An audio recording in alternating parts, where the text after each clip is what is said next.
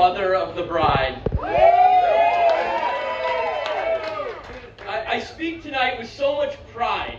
The fourth most important man at this wedding tonight. The fourth most important man in my sister's life. Getting to toast her. I get to toast her today on her special day. Mike, of course, is the most important man in her life, the first man in her life now. My dad comes second because he still pays some of her bills. Third would have to be her ink engineer at Holy City Tattoo. He's very important. Which makes me believe I would be number 4. So I'm very happy to be here as the fourth most important man in my sister's life. I might be 5th, but I am not sure what Nash the dog's gender is. But I mean, it's kind of getting old. She might not be here too much long. He might not be here too much longer. He's getting up there in age, so I'm going to go with I'm number 4 in Lindsay's life. And there's no prouder, fourth most important man giving a wedding speech at a pseudo year-and-a-half late wedding that I know of than this guy. And I guess I meet enough of Lindsay's expectations and check enough boxes, seeing that she has married a super cool frat dude alum of the University of South Carolina. I guess she studied the best. I remember when you first told me about your wedding being pushed back because of the pandemic. My immediate thought was to exploit your pain and make you do an interview for a story on the news that night. Then I figured, perfect. My sister has never conformed. Why would nuptials be any different? I never worried a moment. I knew you'd met your match. I knew you'd be happy, married or not married, as long as you were with Mike, and that's all that mattered.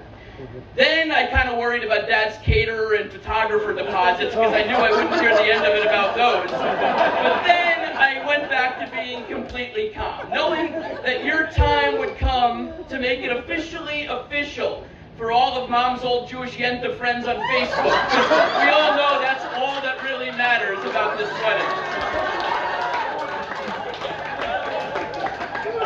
Lindsay and I never went to the same school. We never went to the same camp at the same time. 5 years apart, boy and girl. We were a bit different. We were a bit distant. She was a good athlete.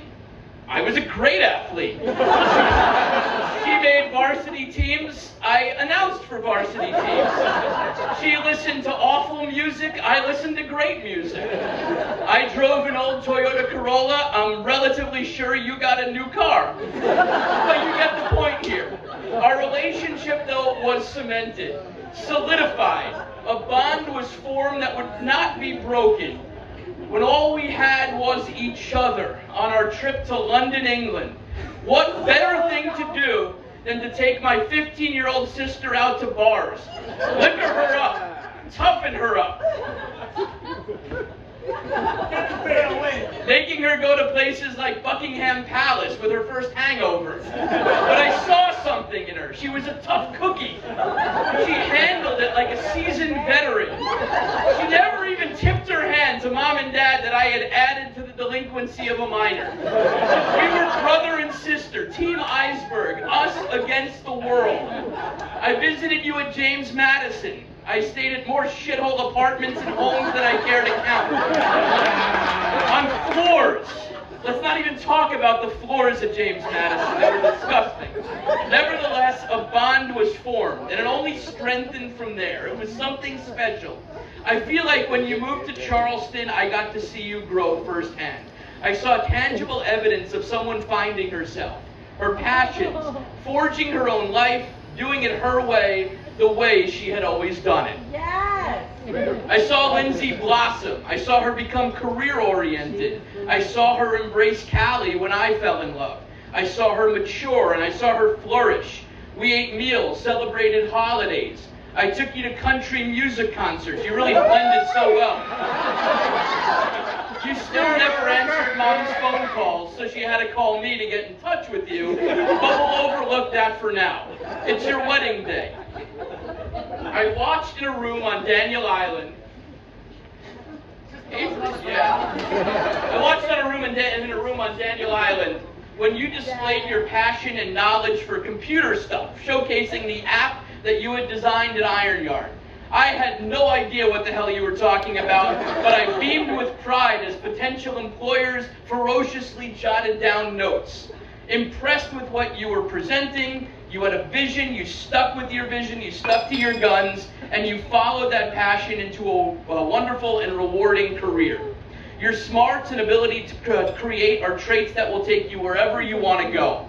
And if they don't, just beat the shit out of anyone standing in your way,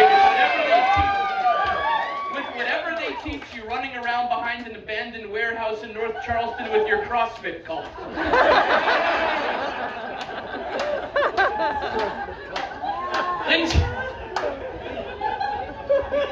Lindsay has made some suspect decisions over her 33 or so years. Permanent tattoos of seldom used phrases from the movie Empire Records would certainly fall under that category. But the decision that could not have been better was deciding to forge a friendship, then a relationship, then a marriage with Mike. A perfect pair, an incomparable match. I admire how you lift each other up, how you each possess strengths that complement the other person. Mike is positive and smart. He is supportive and funny. He is also an IT guy now, so he's in the family officially, so you can answer every Comcast or AT&T question for my dad, and he can't bitch about it anymore because he's now tied into it legally. Enjoy that. Your care and compassion for each other and together for your two nieces is something that has truly touched Callie and myself. We have the best time. We couldn't be happier that our favorite couple to hang out with and go out with just happens to be our closest family.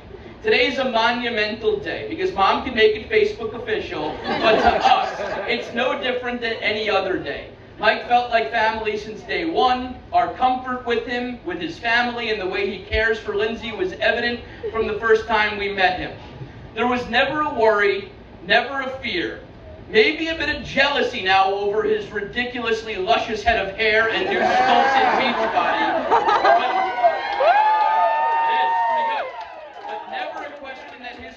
In the right place, right alongside my sisters.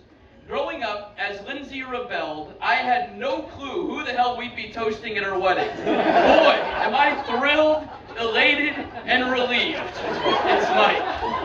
You are a wonderful couple. You've gone through plenty of highs, tons of lows together. You've weathered them all. You have a beautiful life, a wonderful home, which is going up in value. So, if you do have any real estate needs, call Nugent Real Estate, give them a buzz, and I'll take the finder's fee. No problem about that if you want to buy their home. But the best is yet to come for the Morrisons. If you decide children are in the future, they'll be the luckiest children because we can unload all of our hand-me-downs on them. But really, because they will have wonderful, loving, fun, and energetic parents. We've seen it firsthand. And can't wait to continue this wonderful life journey with the both of you. Raise your glasses for Lindsay and Mike.